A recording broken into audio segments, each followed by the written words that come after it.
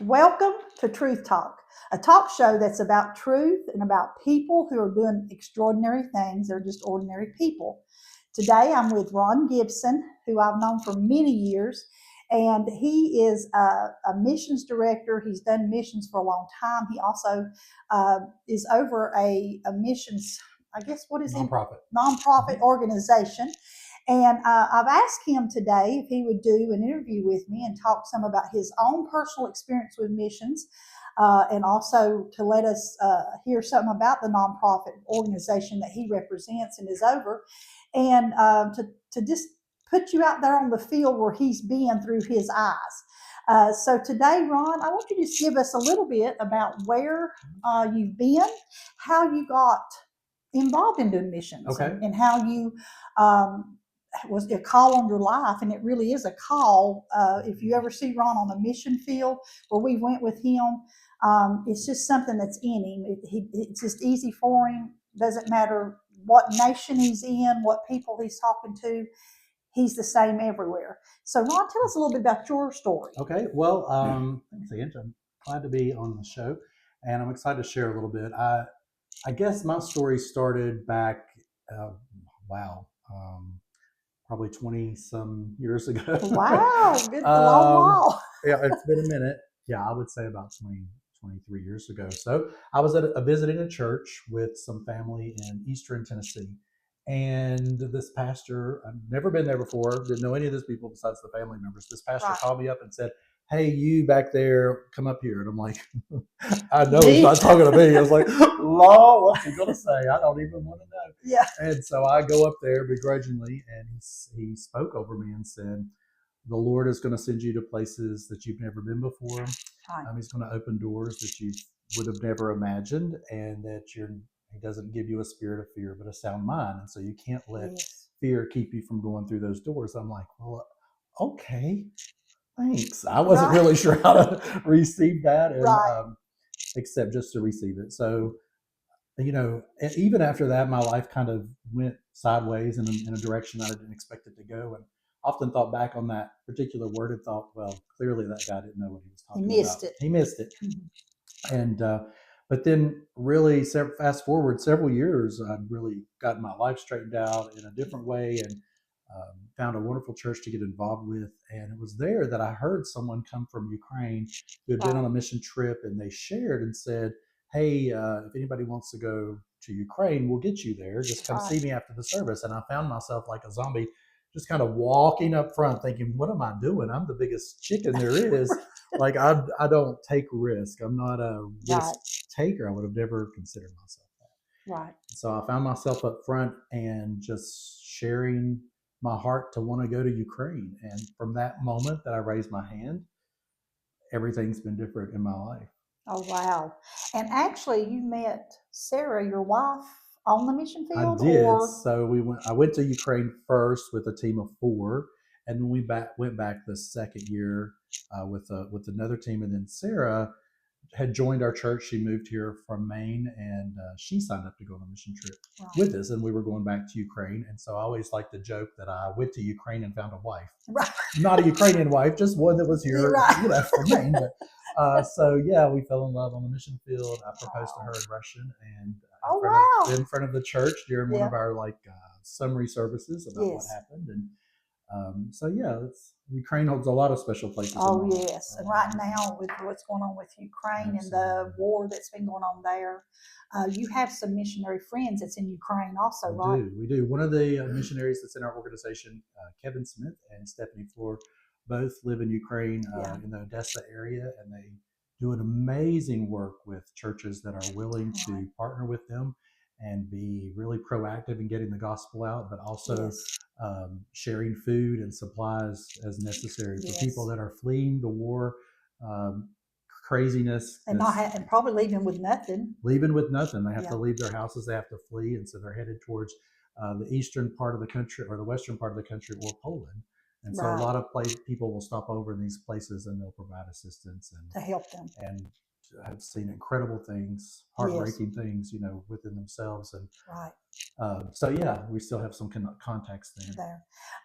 Ron, when you started going on the mission field, of course, how many countries have you kept count? How many places you've been? Okay, let's see. Nicaragua once. I've been to Ukraine several times. South Africa, Peru, Thailand. That's just this past year. Went to China once, and the Tibetan portion of China as well. Yes. That's, I don't know, six or seven. Almost every continent. I haven't been to Australia yet. I'm waiting for the Lord to call Australia because I want to go to Australia. Right. That hasn't happened. Right. Like, can I go to Hawaii? But that's a whole nother. Yeah. When you begin these mission trips and begin leading these groups, have you done that for 20 some years too? Have you done leading the groups? How long have you led groups too? I've led groups really since 2012, 13, somewhere around there. Yeah, so a good while. Yeah, that's over 10 years. One of the things when I had Sammy on last week on the talk show, we talked about when we were training and how that you incorporate so much into that training. A lot of times we feel like when we're going on the mission field because we're saved and we know Christ and we know what we believe, we feel like that's all there is to it. But there's so much more, and it helped. I remember one of the first trainings that I went to when I first met you with Sister Ginger, and we came and you trained us, because I thought, well, I wonder why we have to do that. In my mind, I was thinking, everybody always thinks that. Yeah, what's this like? But the country and the cultures is so different.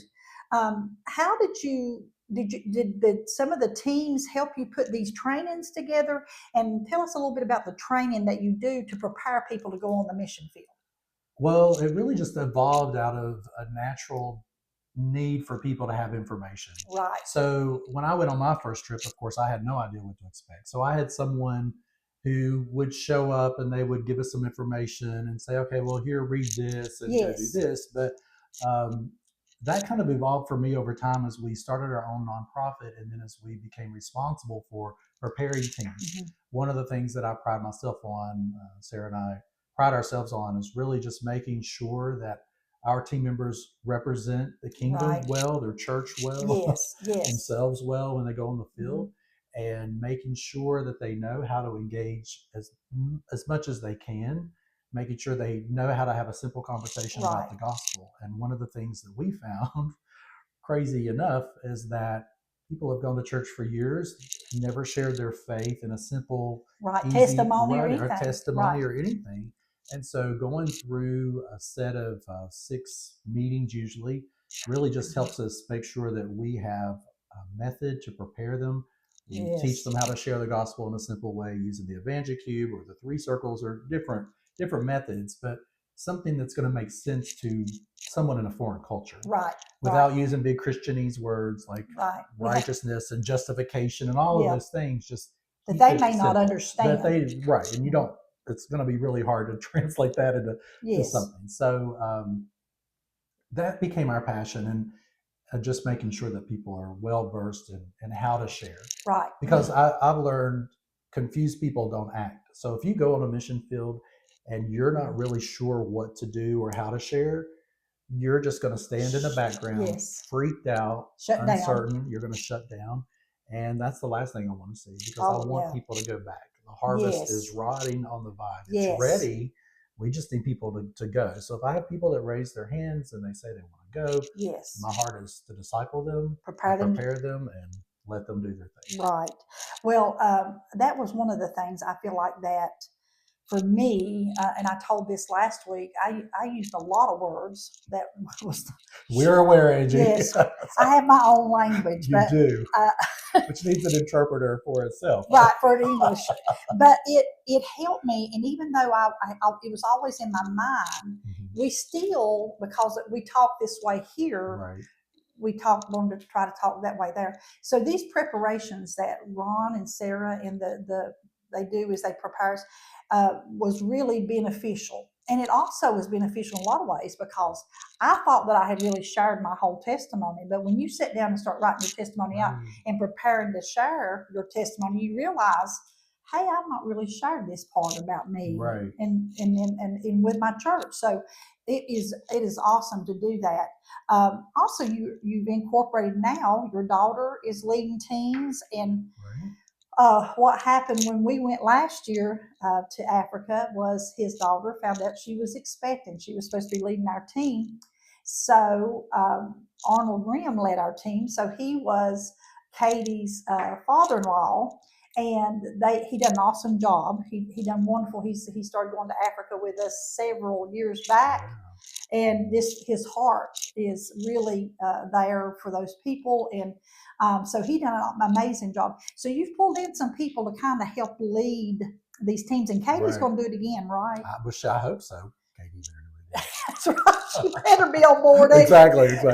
Yeah, I'm really proud of her. I mean, just I can remember going to Ukraine for the first time. She was 5 or 6, and I was taking care of her on my own, and just the thought of leaving her behind and going to a foreign country terrified me. But I knew that the witness that she would see in me going, and not just sitting in a church week after week and going through the motions of being a Christian, but seeing faith in action. I knew that would plant amazing seeds in her. And I was just so proud the first year when I said, I'm not going back to Africa, but you can take a team back to Africa. And she got together the team, she did the training, and she led the team there that first year. And then when you went last year, she was going to, and Arnold was able to do it. But just having more people step up and be willing to lead the teams makes us make the whole approach scalable, so that we can bring in more people, because I can't go on every trip. Right, you can't. And then Ron works his own job. Right. He has his own job, but he does lead a lot of the missions, and has for several years. And so he does need those people that God. I feel like God calls people to do that. So can you give us some stories, Ron, that maybe on the mission field? I know he has seen a lot, and when the teams come back to unwind and share their day, you have to have somebody there that can ground us all, because we see a lot of stuff. Some it's like Sammy said when she first went out, her interpreter was absolutely amazing. I can't think of his name now, but he was just amazing. He stopped them because it's almost like he recognized that they were kind of shutting down, because it was like a culture shock. Right. And when he talked to him, he said, "Listen, you've come a long way to be a witness to people, so don't let the enemy shut you down." The interpreters over there are amazing. The team that's there that I've seen and been with is amazing. So some stories that you would like to share, Ron, to somebody that may be thinking about going on a mission trip. I tell you, it will stretch you and your faith to just unimaginable places and ways that you wouldn't have expected. I've seen a lot of different situations in my time on the field, and there are a few that stand out to me that I could share with you. For sure, Sheila, her name was Sheila. She was in South Africa, and she was one of the most incredible experiences that I had. I think you were on that trip, that particular trip. But Pastor Wes and Rebecca and Emma, one of the intern staff members with Impact Africa, we were on a team, and we went out into Deep Sloop one day, and we were just kind of winding through all of these really tight corners of shacks. And you've been there, so you're familiar with like the crevices. And we were just kind of making our way around the corner of this one, and we met this lady, and she had a baby on her back, and she just kind of wasn't making eye contact. You could tell she was just in a bad place.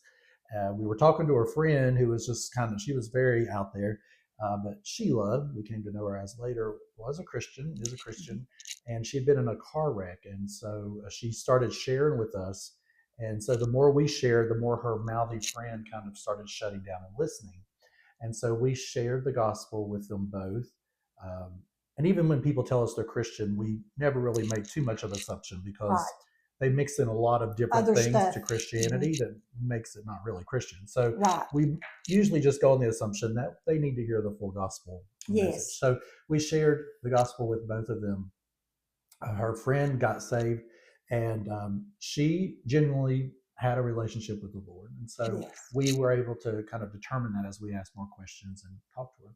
Well, we prayed for her arm. Her arm had been hurt and through a car wreck. So we prayed for her arm, and she talked about how much better it felt, and she felt really good from having the meeting.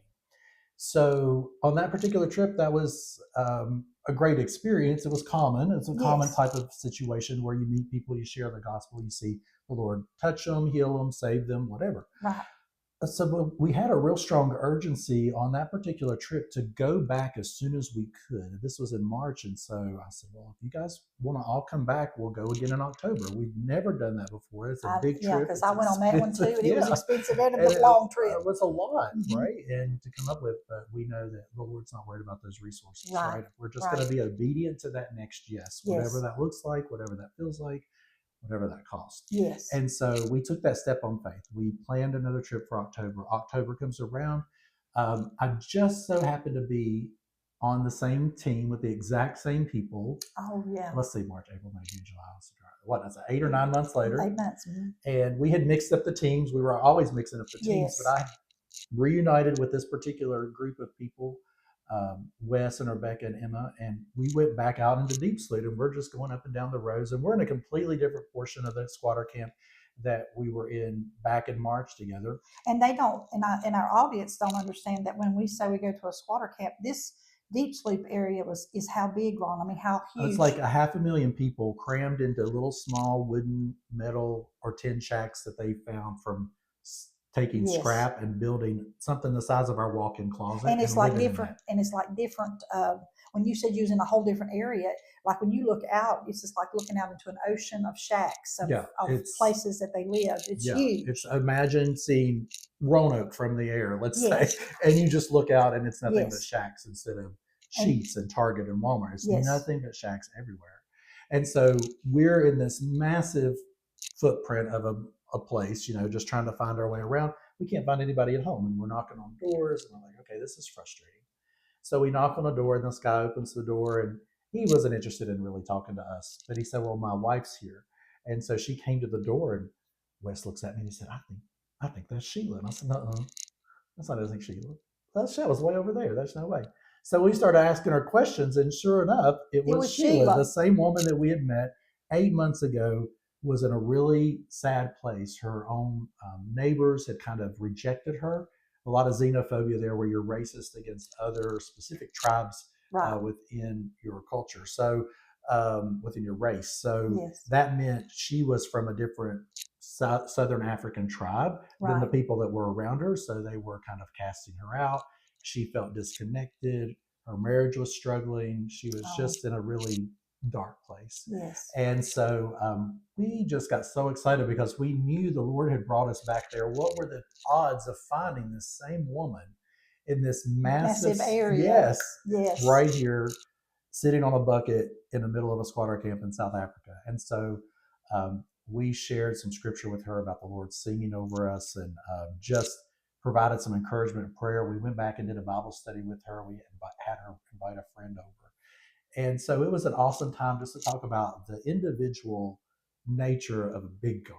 And how much he cares. Yes, he cares so much that he sent us back to the same place. And even though it seemed random for us, he had our steps ordered right up to her shack. All those other people weren't home for a purpose that day because we had to find her shack once again. And that's never happened since. I don't know if it'll ever happen again, to be able to revisit an area and find the same person in a place that size. So that was an incredible. That was a huge testimony. It really was. I think that one of the things that they like that situation, it would help her to even feel like, as a big a God as he is, that she mattered. And sent you all back to her.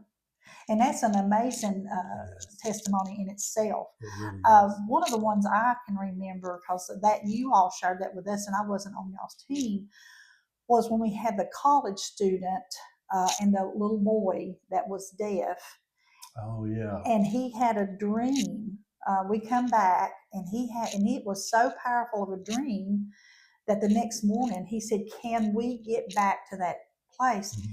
In his dream, this boy received his hearing, and there was a lot of things going on that we talked about it last week, about the witchcraft being practiced openly and a lot of things. But we went back, the team, somebody took us back, and we went back to that house. It was just phenomenal. Right. The little boy heard his mama call his name.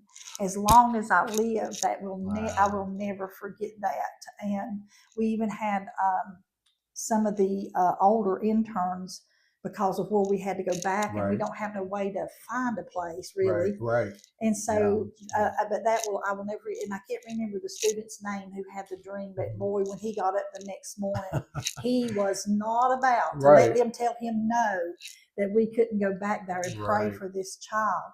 So there is amazing things that takes place on the field. Just like Ron and them finding Sheila again on the second time in this place. And if you ever seen what we're talking about, how there's not distinctive markings sometimes on where you're at and how big it is. Is there anything else, any of the others, did anything happen to any of your teams or anything that you've seen happen? I'm this is like, we're going to need a 6-part series for this. But in the team, because it really, you come back so changed. You do. Sammy was saying the other day, she couldn't go this year, but she really wants to go back because she said it did as much for her as she felt like that they did for them. And she said, because I was thinking when I got back, did I do anything for them because of how full she was when she come back? Have you had anything? Oh gosh, I mean, so many team members come back and they really just step into this bigger place of their faith walk with the Lord. They get more involved with their local church. They get more missions minded. And that's really our heart as an organization, is to provoke people to go. And it doesn't necessarily mean you getting on a plane and flying over an ocean for 16 hours. It just means maybe you're willing to serve in your church in a way that you didn't before, willing to step along, run the race beside your pastor. Maybe it's serving in your community, serving through creating something in your church besides of EBS, to go do something for the benefit of the community, to bring people in. Right. And so I think what I love the most is when I see people really step into that place or find their voice. Yes. And with Christ Chapel, the group that the church that I attend now, some of the young people that went last year, they talked about how just finding their voice was so important for them. And I can see that in so many of the things that they're participating in now. They're willing to step up on stage and share, whereas maybe they wouldn't have done that before. And they just see things from a whole new perspective. Ethan was talking about how easy it was for him to share his faith and his relationship with Jesus to other people after going on the trip. And whereas before he would have never even considered it. It's like it just wasn't a natural thought. And I think the goal really for us is to create that culture within a church that is intentional and specifically looking for the opportunity that's out there. The Lord's always a work around us. Oh, yes, we're just not always listening. We're busy. I'm busy working. We're distracted with all basketball, kinds of soccer, cheer, everything else in between. Yeah. But doesn't mean the Lord's just sitting there waiting for me to get unbusy. He's waiting for somebody to go, I hear you. I'm going to respond to you. Right. And join you where you're at work. Henry Blackaby concept. And so for me, it's all about seeing people step up to the plate and become more involved locally. Something that frustrates me is when people look down their nose at international missions and they'll say things, well, bless the Lord, we got enough work to do around here. We don't have any business going overseas. Yes, and actually, we do have business going overseas because he's directed us to take the gospel to the ends of the earth. And he doesn't say to go here or here or here or here. He says to go to Jerusalem, Judea, Samaria, and the uttermost parts. And so I'm signing up for the uttermost parts. And if I want to take 2 weeks out of my year to do that, then the other 50 weeks I'm going to be involved in church and doing locally. Then great. I don't know why we're mad about it. But exactly. People get mad about it. They're finding all kinds of things to get sideways about. One of the things I think I had been almost 7 years between and this last missions trip. It seemed like almost 7 years since I had been. And this group that we took, Sammy she said that there was such a bonding. There was a bonding that took place with us, and we still talk to each other on social medias and stuff. But there was a bonding that took place there because some of them was their first time on a trip. And I watched some young people just kind of step up and start being leaders.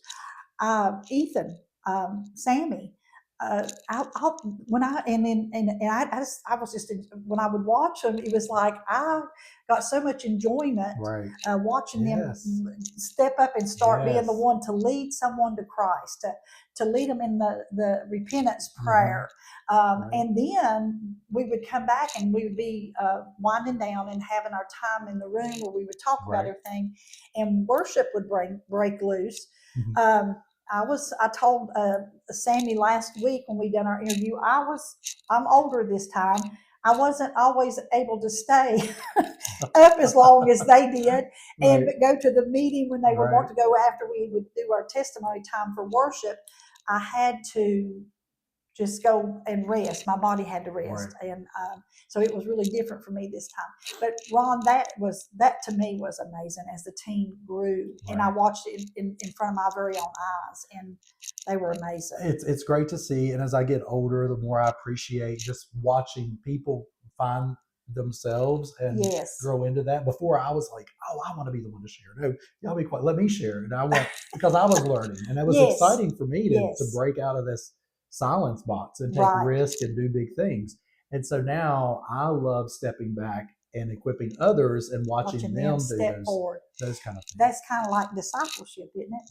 And that's what we're supposed to do Right. is It make is. disciples. It is. So, well, our time is up again. Already? Already, We just got I started. know. But we're going to do a part two. All right.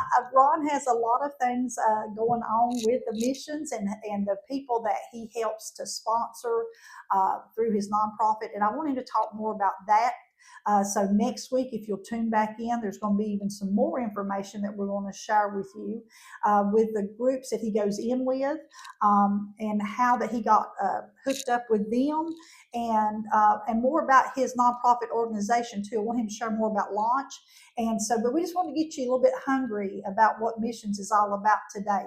So I want you to join us again next week, and thank you for tuning in with us. And I hope you have a blessed day.